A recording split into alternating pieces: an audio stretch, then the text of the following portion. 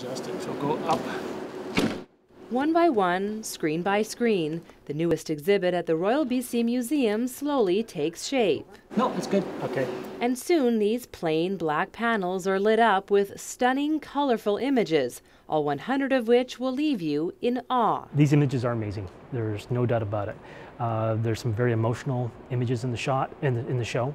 These are international images, and they're absolutely breathtaking. The photos are part of the Wildlife Photographer of the Year exhibit now open at the museum. The show features 4 Canadian winners, and though it shares the same name as last year's display, the photos are completely different. One of the more favorite ones I have on display is the Adam Gibbs one, which is right behind me over here. An image of Fairy Lake, which is a place where I've actually paddled before and probably actually seen the same image but never actually thought to take a picture of it. 44,000 photos were entered into this international contest, and only the best of the best, from landscapes to animals, were chosen. They all have stories behind them, and they're personal stories. And for the technical person who wants to know a little bit more about the photograph, there's actually the technical detail about the camera and the lenses and the shutter speeds. The beginnings of the Bering Strait. And wander a little further into the museum and you'll find the fascinating world of the earliest printed maps. People, in one sense, are no different 500 years ago than they are today. People are still fascinated by maps. I mean, people are addicted to Google Earth, you know.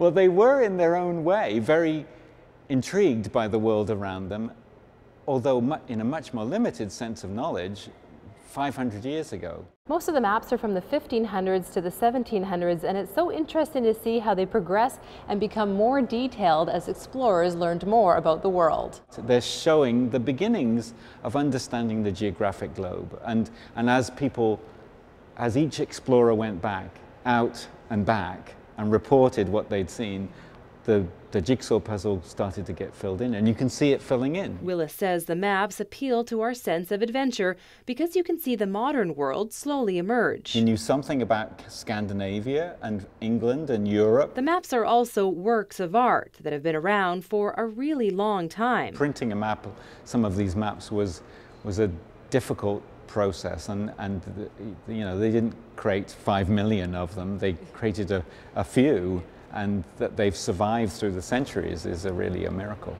And if you have a craving for a little Canadiana, the Navy, a century in art, should do the trick. Some of the earliest paintings date back to the First War, or just after the First World War, right up to the present day.